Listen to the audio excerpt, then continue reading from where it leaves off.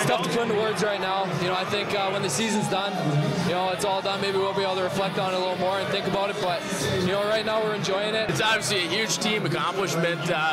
We're looking forward to this day since the night we started. I'm happy and proud and honored to be here tonight to present you guys as Penrose Cup champions.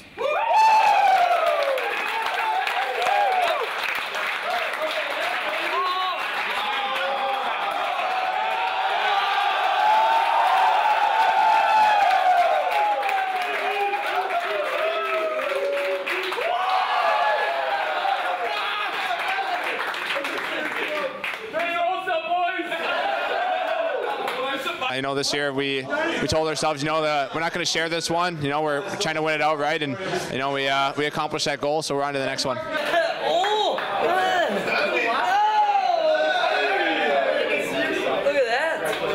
Last week clinched home ice.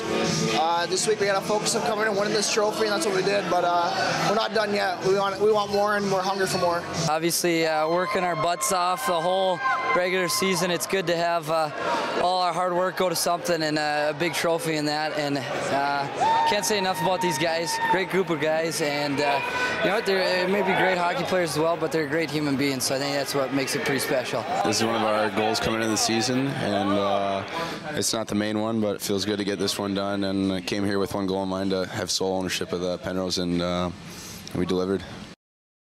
Welcome to North Dakota Hockey with Dave Hakstol. North Dakota won the NCHC regular season championship this past weekend, defeating Miami on Friday night. Head coach Dave Hakstol returns. Dave, the Penrose Cup, now belonging to your program. Congratulations. Well, it's congratulations to our players. It's a long haul. It's a difficult championship to win, especially this year with the quality from top to bottom in our league.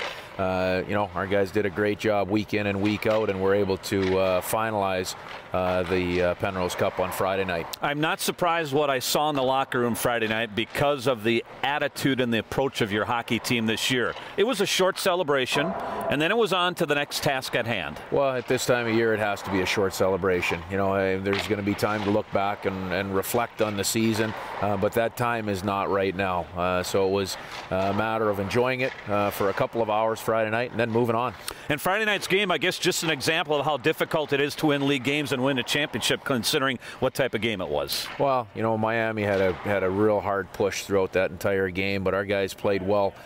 We played hard, and we had a great road win. Yeah.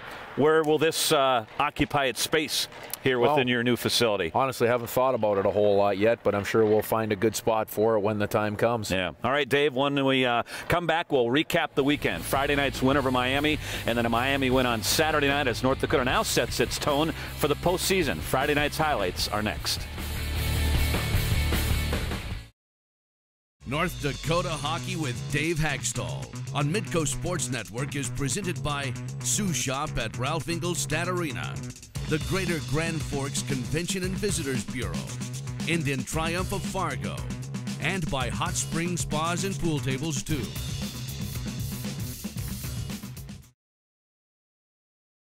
Welcome back. North Dakota at Miami last weekend. UND had already clinched home ice for the NCHC playoffs, but 1 point is all it's needed to clinch the NCHC regular season championship. Dave, let's take a look at Friday night's highlights here. And how did you feel about your team's work going into this game on Friday night? I think we felt great about our team. I think we'd prepared well. We'd had a great week of practice. You know, our guys weren't going in looking for 1 point. Our guys were, you know, going in focused on getting a win Friday night. There were a lot of checks finished early and often in this hockey game. It was a physical series, and it started right from the drop of the puck. It was hard fought in a lot of the tight areas, and there were some big hits in open ice. Big goal for you here, just 2:43 into the game to get the first goal with Keaton Thompson off a face-off. Yeah, just a quick face-off play. A lot of times you're looking for a rebound off of a play like this, but this finds a hole and finds the back of the net on their goaltender. So it's 1-0 North Dakota, just 2:43 into the hockey game. Block shot mentality. Your team had it again on Friday night. I thought it was a real key for your team. 24 block shots. Yeah, I think that's just something that's part of the personality and character of this team. You know, it's something you need to do in order to be successful, and our guys are willing to do it. Yeah, the block shots were key in stopping an early Miami power play, and also block shots key late in the third period as well. Did you like the way in the opening period on Friday night that Miami's attempts, most of them were outside attempts in the first period. Yeah, you know, they do a good job, Miami does, of coming with speed and working to get pucks to the net. But, you know, we allowed pucks to get to the net from the outside. You know, we're confident in our goaltending from those areas. We just have to work real hard to take away the second and third opportunities. All right, 1-0 after one. Go to the second. Early goal again for you here. A minute 56 as you go up 2-0. Well, you know, to be able to build a lead is real key. And, you know, this is off of a good save, off of good defensive zone coverage, and we take advantage of a bad Miami change. It's actually a 4-on-2. Austin Pagansky makes a great play back to Connor Gorder, and he finds the short side. Did you think at this time a 2-goal lead was a big lead in this hockey game? Well, every time you can build a lead, it's important. But you know it's going to be a game down to the wire. You know, Miami's got enough firepower that they can get themselves back into a game. So, you know, again, we got a 2-goal lead. It's just next shift type of mentality. Well, and Miami came with pressure basically the first shift after the 2-0 goal.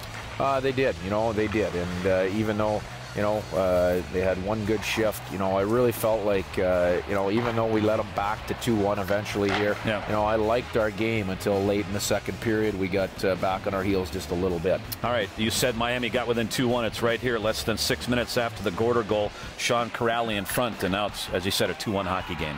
Well, it's you know, it's a power play goal, and they get it to the net right off of the face-off. And we don't box out quite well enough down low, and it's, you know, quickly it's a 2-1 game. As I said, I thought we recovered, and we did a good job coming right back off of that goal. That man was big in this game, Zane McIntyre. They had 20 saves in the second period alone, and it really carried your team over the final about 18 minutes of the game here. Yeah, no question. To win on the road, you have to have good goaltending, and it's, you know, it's a combination of a lot of things.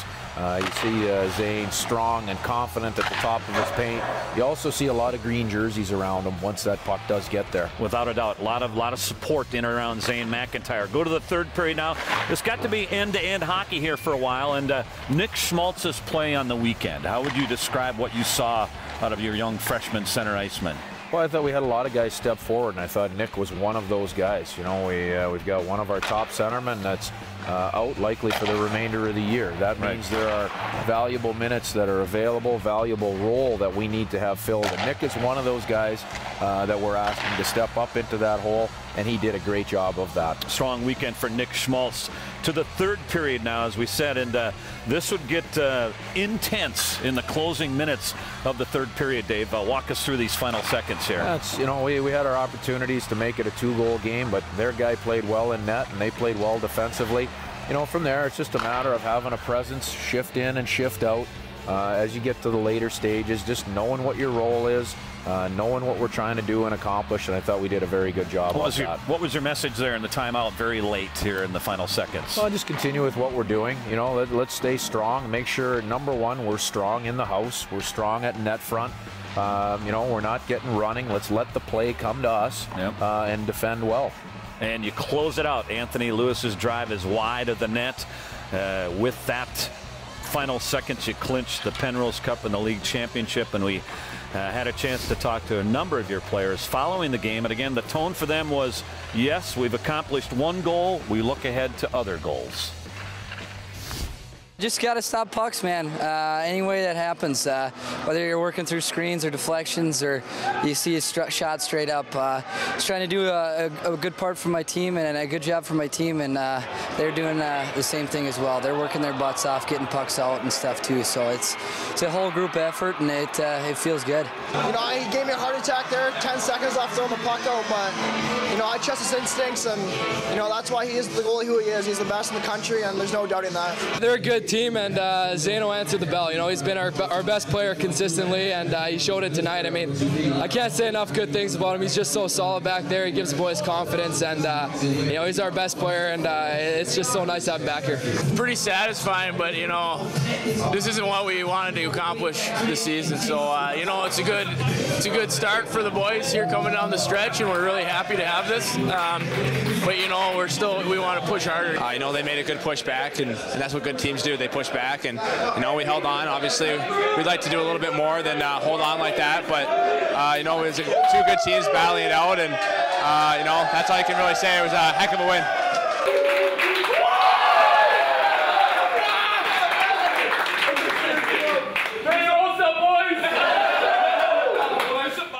North Dakota has the Penrose Cup in hand. We shift to Saturday night next year on North Dakota Hockey with Dave Hakstol.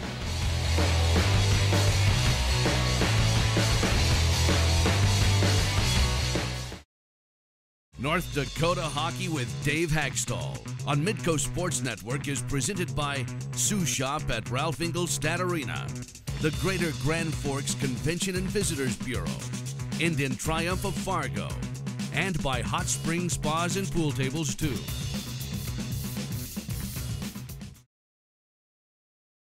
Welcome back, Dave. Let's take a look at Saturday night's highlights here. Did you expect any impact on your team from the results and the events of what happened on Friday night as you looked at Saturday? I think there's always a risk of not quite having that sharp mental focus, and I think you saw a little bit of that. I thought our energy was great. Our battle level and competitiveness was outstanding.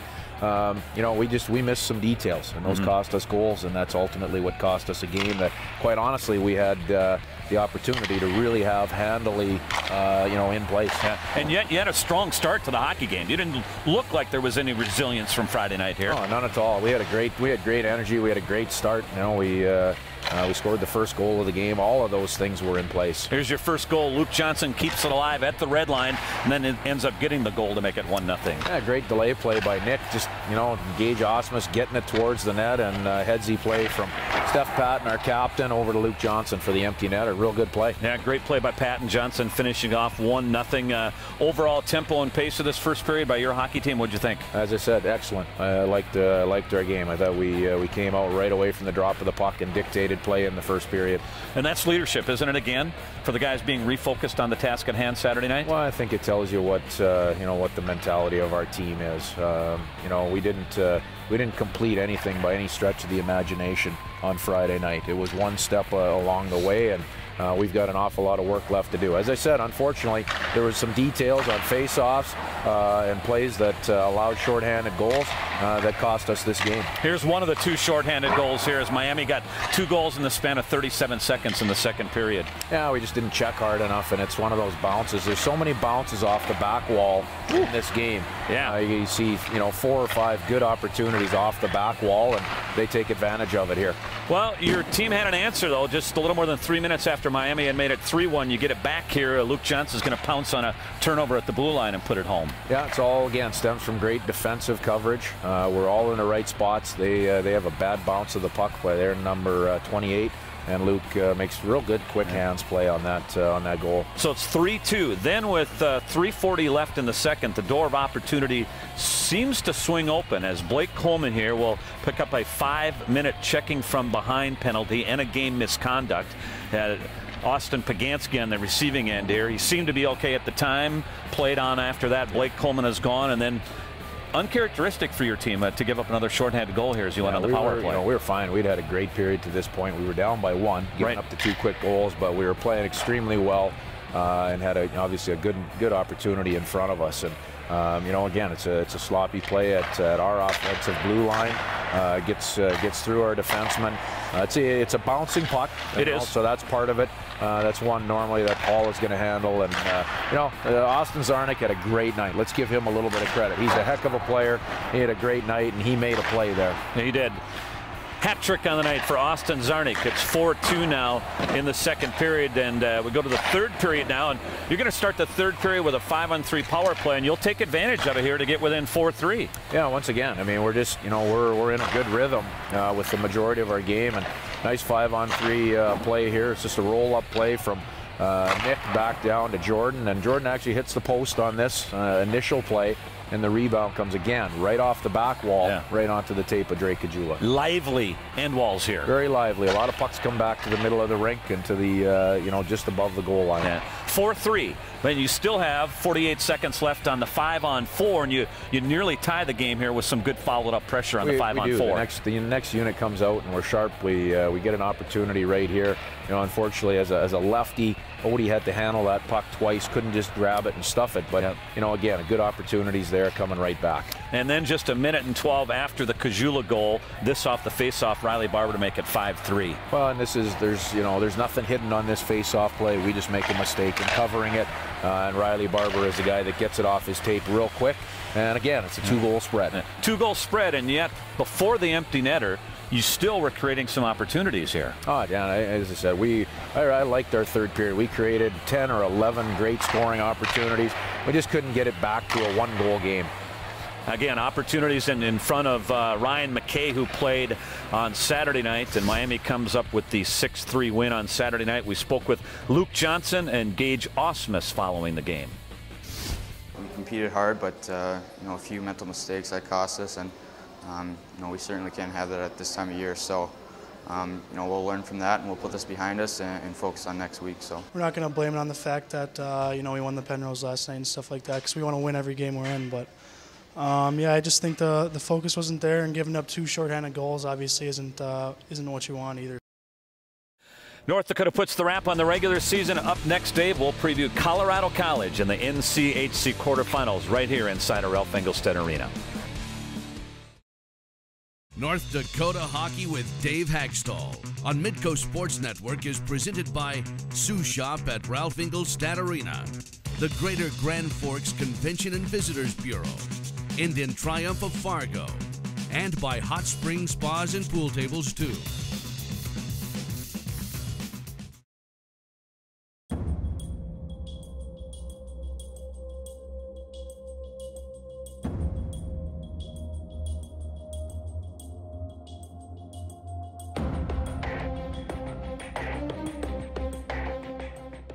Dave, with Mark McMillan out, your line combinations, 3 of the 4 forward lines were affected by those changes this past weekend. Trevor Olson played one night. Johnny Simonson played on Saturday night. Did you see some reestablishing chemistry in some of those new combinations? Yeah, Dan, I think we saw a lot of good things. I think both of the young guys that you mentioned did a good job and are going to be in the mix as we go into this week's playoff round. You know, I think we still need more out of some guys as we look into a couple of those units. There's no question we need more out of a couple of our older guys, and we need to continue rebuilding some of that chemistry. The Gorner line remained intact, and as we've talked about here on the show, that's been outstanding. How about Austin Pagansky, how he has grown up and matured as the season has progressed? Well, that's what you look for, continued growth, continued development from your younger and older players as you move through a year.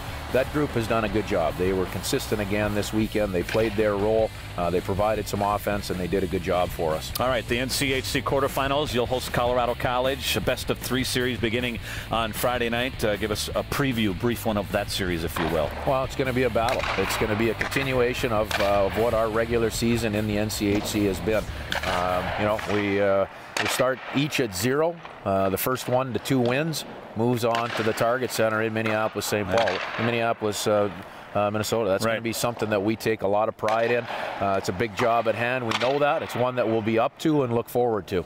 You know, I ran into Scott Sandelin in the Minneapolis airport early Sunday morning, and he said, how crazy is this? We're number 3 in the pairwise. We're going on the road in the playoffs. And that tells you all you need to know about our league. They're, you know, they're a great hockey team that's had a real good year, and just that sums it up. Top 3 in the country going on the road during our league playoffs. I think every series is going to be highly contested when you look at all 4 of them. You know, we've got to just make sure that we're concentrating on our business at hand, have a great work week here, and then get focused for Friday night in the first game of this series against Colorado College. You're 4-0 against the Tigers this season. They've settled into Tyler Marble here in the goaltending situation as the season progressed, haven't they? Yeah, I think their entire team. You can kind of take the first 2 games of the series out there and throw them out of that regular season series. Yeah. I thought the 2 games here were both really hard fought and close games. And that's what this series is going to be. It's going to be good hockey. It's going to come down to playing at a high level, playing with a lot of pace and details down. And that's something that our team has had great focus in that area over the last month and a half. Dave, congratulations again on the NCHC regular season championship. Good luck this weekend, and we'll recap it next week here on the show.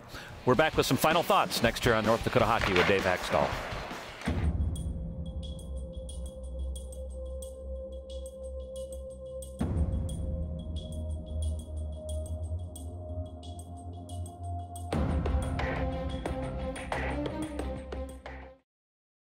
North Dakota Hockey with Dave Hakstol on Midco Sports Network is presented by Sioux Shop at Ralph Engelstad Arena, the Greater Grand Forks Convention and Visitors Bureau, Indian Triumph of Fargo, and by Hot Spring Spas and Pool Tables too.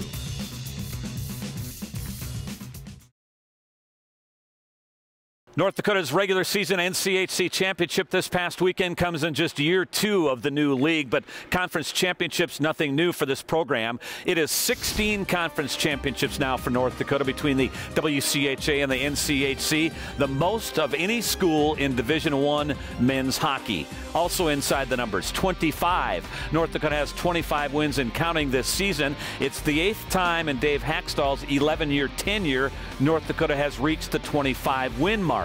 And speaking of those 11 years under Coach Hakstol, North Dakota has either won a conference championship, gone to the NCAA tournament, or gone to the Frozen Four in each of those 11 seasons. The pairwise, North Dakota remains #1, but the NCHC continues to be strong. Duluth #3, Miami #4, Omaha, Denver, and St. Cloud State all in the pairwise as well. The NCHC quarterfinals this weekend on Midco Sports Network. Friday night and Saturday night for sure. If needed, Game 3 would be Sunday evening. We'll see you then. Postseason hockey here on Midco Sports Network.